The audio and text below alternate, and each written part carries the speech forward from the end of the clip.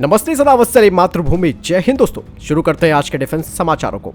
बढ़ते हैं पहले डिफेंस अपडेट की तरफ। दोस्तों इस बार डसॉल्ट एविएशन एरो इंडिया 2023 में जो कि बेंगलुरु में होने वाला है उसमें अपने राफेल मरीन फाइटर जेट जो कि एक कैरियर बॉर्न वर्जन है राफेल फाइटर जेट का उसे प्रदर्शित करेगा। इसके अलावा डसॉल्ट एविएशन इस एरो इंडिया 2023 में भारतीय वायुसेना के द्वारा खरीदे गए Rafale 3FR standard fighter jet और डसॉल्ट फाल्कन 8X जो कि ultra long range private jet है उसे भी प्रदर्शित करेगा। और आप सबको मालूम भी है कि राफेल मरीन जो कि एक तरीके से फाइनल हो चुका है भारतीय नौसेना के लिए, जिसे कि भारतीय नौसेना अपने पहले स्वदेशी रूप से निर्मित एयरक्राफ्ट कैरियर INS विक्रांत से ऑपरेट करेगी। और कुल मिलाकर करीबन 26 राफेल मरीन फाइटर जेट्स भारतीय नौसेना लेगी और इस डील पर साइन होंगे जब फ्रांस के प्रेसिडेंट यानी कि राष्ट्रपति मैक्रोन मार्च में भारत आएंगे।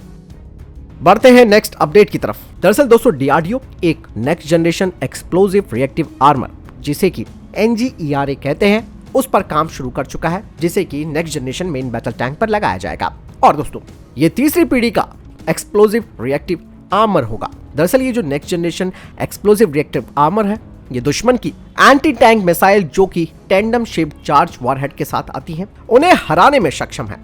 दरअसल NGERA टेक्नोलॉजी जिसे तैयार किया गया है वो काफी कम सेंसिटिव एक्सप्लोजिव कंपोजिशन है, यानी कि कम संवेदनशील विस्फोट संरचना पर आधारित है। और इस next generation explosive reactive armour को DMRL और CVRD के द्वारा तैयार किया गया है। और दोस्तों सबसे खास बात इस NGERA की ये है कि ये किसी भी टैंक पर लगाया जा सकता है, यानी कि ये अडेप्टेबल है। और दोस्तों सबसे खास बात यह है कि इस एक्सप्लोजिव रिएक्टिव आर्मर जो कि नेक्स्ट जनरेशन का है उसका मूल्यांकन भी किया गया है in service tandem shape charge warheads और tank fire 125 mm fin stabilized armour piercing discard supports के खिलाफ। और सबसे खास बात दोस्तों इस next generation explosive reactive armour की ये है कि ये टेंडम शेप चार्ज वॉरहेड्स को 50% और काइनेटिक एनर्जी प्रोजेक्टाइल्स को 30% तक झेल सकता है, यानी कि इन दोनों का ही इस एक्सप्लोजिव रिएक्टिव आर्मर पर ज्यादा प्रभाव नहीं पड़ेगा।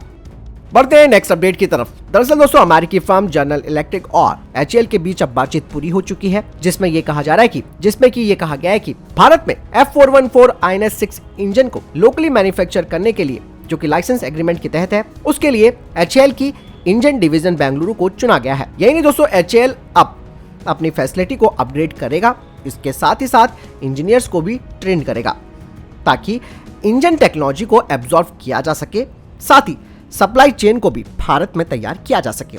HAL इंजन को इन हाउस रिपेयर और ओवरहॉल करने का भी इंचार्ज होगा। यही नहीं इसके अलावा HAL सर्टिफिकेशन और टेस्टिंग भी करेगा इन इंजन्स की रिपेयरिंग के बाद। इसके अलावा दोस्तों HAL एयरफोर्स बेस लेवल के जो स्क्वाड्रन्स हैं उनकी मेंटेनेंस क्रू को भी ट्रेनिंग देगा और इसका भी इंचार्ज HAL को बनाया गया है ताकि समयबद्ध तरीके से इंजनों का चेकअप और रिपेयर किया जा सके। बढ़ते हैं अगले अपडेट की तरफ। दोस्तों पूर्वी सेना के commander lieutenant general Rana Pratap Kalita ने कहा था कि बजट 2022-2023 में जो वाइब्रेंट विलेज प्रोग्राम है उसके तहत अरुणाचल प्रदेश और सिक्किम में 130 गांवों को मॉडल गांव के रूप में विकसित करने का प्रस्ताव है। कलिता जी ने कहा कि विशेष रूप से 2-3 गांव जो कि पूर्वी अरुणाचल प्रदेश में है वहां से काम शुरू हो चुका है। दरअसल दोस्तों भारत भी सामान्य रूप से बॉर्डर इंफ्रास्ट्रक्चर और विशेष रूप से वाइब्रेंट मॉडल गांव के बुनियादी ढांचे को विकसित करने में चाइना की तरह ही कार्य कर रहा है, क्योंकि चाइना लगातार अरुणाचल प्रदेश में LAC की तरफ मॉडल गांव को बना रहा है जिसका इस्तेमाल ऑब्वियस सी बात है वो आने वाले समय में अपनी आर्मी डिप्लॉय करने के लिए करेगा। हालांकि चाइना इस प्रोजेक्ट को 2017 में शुरू कर चुका था और 2021 तक उन्होंने इसे पूरा भी कर लिया। दरअसल अरुणाचल के काहो गांव के ठीक सामने LAC से मात्र 9 किलोमीटर दूर 2 ऐसे चीनी गांव गूगल मैप्स पर भी दिखाई दे रहे हैं। दोस्तों हम आपको जल्द ही भारतीय सेना के कर्नल रघुवीर भंडारी जी से मुलाकात करवाने वाले हैं और इस मुलाकात में हम आपके सवालों के जवाब जानने की कोशिश करेंगे और साथ ही जो भी युवा CDS या फिर NDA की तैयारी कर रहे हैं उनके लिए भी विशेष जानकारी कर्नल रघुवीर सिंह भंडारी के द्वारा आप सबको दी जाएगी, इसलिए वीडियो को पूरा जरूर देखिएगा। बढ़ते हैं अगली अपडेट की तरफ। दरअसल भारत के प्रति जो वैश्विक नजरिया है वो काफी तेजी से बढ़ रहा है, चाहे भारत की अर्थव्यवस्था की बात ले लो, इसके अलावा भारत जिस तरीके से जियोपॉलिटिक्स लेवल पर अपनी समझदारी से कदम उठा रहा है उसी को ही ले लो। तो ऐसे में दोस्तों अब फ्रांस और संयुक्त अरब अमीरात भी भारत के साथ खड़े हो गए हैं। दरअसल कूटनीति के नए तरीकों के तहत भारत अब दुनिया की बड़ी ताकतों के साथ द्विपक्षीय साझेदारी कर रहा है और इस साझेदारी को मजबूत भी कर रहा है। और इसी कड़ी में अंतर्राष्ट्रीय स्तर पर एक मजबूत त्रिपक्षीय मंच का अस्तित्व भी सामने आया है, जिसमें कि भारत, फ्रांस और संयुक्त अरब अमीरात यानी कि यूएई शामिल है। दरअसल दोस्तों, फ्रांस, भारत और यूएई के बीच गठजोड़ को ट्राइलैटरल कोऑपरेशन इनिशिएटिव नाम दिया गया है। तीनों देशों ने रक्षा यानी कि डिफेंस, परमाणु ऊर्जा और टेक्नोलॉजी के क्षेत्रों में सहयोग को लेकर एक रोड मैप भी पेश किया है। विदेश मंत्री एस जयशंकर, फ्रांस के विदेश मंत्री और यूएई के विदेश मंत्री ने अभी हाल ही में फोन पर बातचीत की है। इस दौरान तीनों देश सहयोग के क्षेत्रों की पहचान करते हुए त्रिपक्षीय सहयोग के ढांचे को और मजबूत करने पर सहमत हुए हैं। हालांकि दोस्तों, इस त्रिपक्षीय पहल को राफेल फोरम भी आप समझ सकते हैं, और राफेल फाइटर जेट तीनों देशों के बीच एक कॉमन प्लेटफॉर्म बन चुका है। यूएई तो बकायदा दोस्तों 80 राफेल फाइटर जेट्स फ्रांस से खरीदने वाला है। तीनों देशों की तरफ से भी एक संयुक्त बयान जारी किया गया है, जिसमें कहा गया है कि तीनों देशों के रक्षा बलों के बीच सहयोग और प्रशिक्षण के लिए रास्ते तलाशे जाएंगे। इसके साथ ही रक्षा के क्षेत्र में साझा विकास और सह उत्पादन यानी कि को प्रोडक्शन भी बढ़ाया जाएगा। और इस ट्राइलैटरल कोऑपरेशन इनिशिएटिव के तहत तीनों देश ऊर्जा के क्षेत्र में सहयोग बढ़ाएंगे। बढ़ते हैं अगली अपडेट की तरफ। दोस्तों, भारत ने चाइना को एक बार फिर से बड़ा झटका दे दिया है और भारत सरकार ने अपना कड़ा रुख अपनाते हुए 232 मोबाइल ऐप्स को ब्लॉक कर दिया है।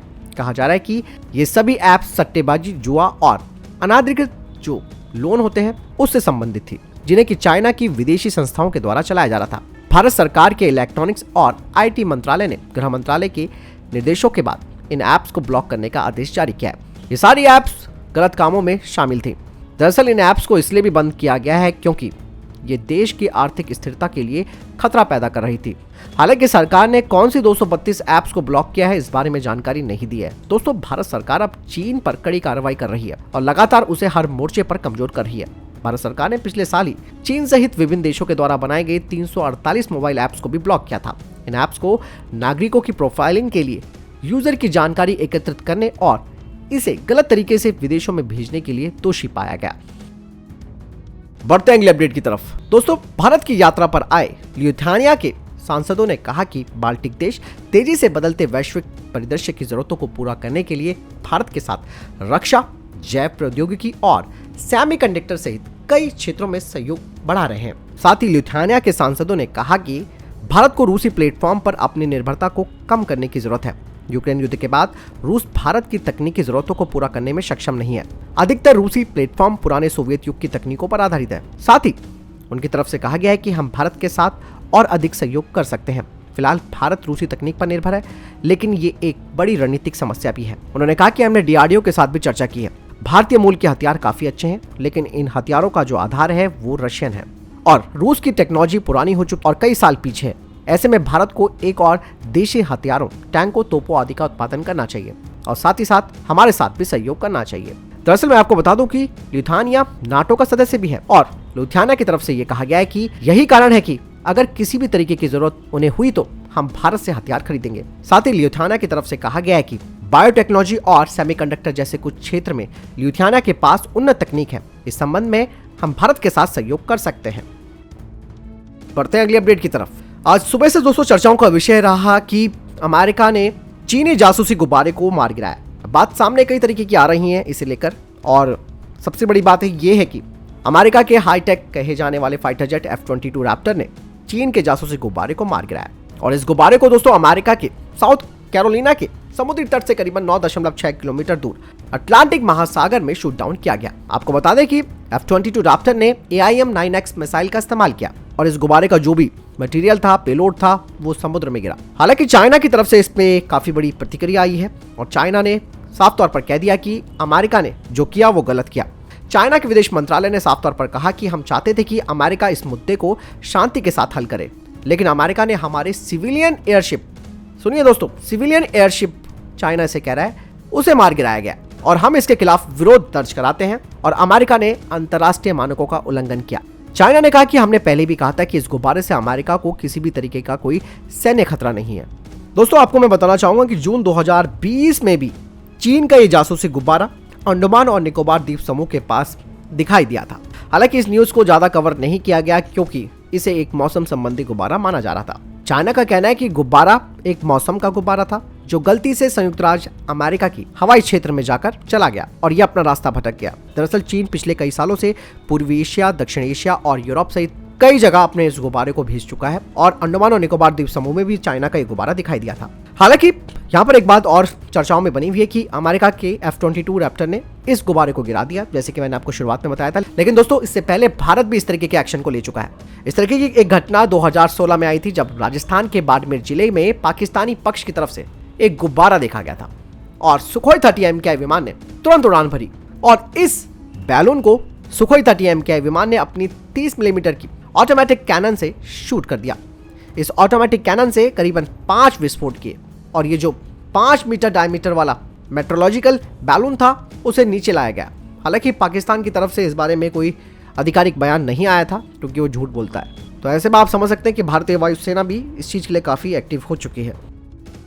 बढ़ते अगले अपडेट की तरफ। दोस्तों, रूस यूक्रेन युद्ध का अब 1 साल पूरा होने वाला है और ऐसे में जंग को लेकर एक चौंकाने वाली भविष्यवाणी भी। कुछ रिपोर्ट्स में रूस के राष्ट्रपति व्लादिमीर पुतिन के बारे में भविष्यवाणियां की जा रही है। डेली स्टार की खबर की माने तो कहा यह जा रहा है कि शांति संधि के बारे में बात ना ही करे तो बेहतर होगा। कोई भी संधि तब तक बेकार है जब तक उसे किसी बल का समर्थन ना प्राप्त हो, और जल्द ही ऐसी घटनाएं देखने को मिलने वाली हैं जो इस युद्ध की तस्वीर को बदल देंगी। जल्द ही यूक्रेन में रूस का बेस होगा। यानी इसमें कहा जा रहा है कि आप आने वाले समय में देखेंगे कि यूक्रेन के राष्ट्रपति जेलेंस्की सरेंडर कर सकते हैं। इसके लिए अब लंबा इंतजार नहीं करना होगा, क्योंकि अमेरिकी राष्ट्रपति जो बाइडेन भी समझ चुके हैं कि जेलेंस्की अब ज्यादा देर तक नहीं टिक पाएंगे। उन्होंने पहले ही उनके सरेंडर की मंजूरी दे दी है और कहा जा रहा है कि इस साल तक युद्ध खत्म हो जाएगा। इस युद्ध में काफी तबाही हुई है और खबरों की माने तो यूक्रेन युद्ध में रूस अब तक 5 लाख से अधिक सैनिकों को खो चुका है, जबकि 4 लाख से ज्यादा सैनिक बुरी तरीके से घायल हो चुके हैं। हालांकि यूक्रेन को भी बहुत बड़ा नुकसान हुआ है। देखते हैं दोस्तों, क्या ये भविष्यवाणियां ठीक होती है कि नहीं। तो दोस्तों, ये अभी तक के डिफेंस अपडेट्स। वीडियो के सामने कोई प्रश्न जवाब या आपका कोई सवाल है कमेंट सेक्शन में लिखकर जरूर पूछ सकते हैं। मिलता हूं नए वीडियो के साथ। चैनल जरूर सब्सक्राइब कीजिएगा। जय हिंद, वंदे मातरम।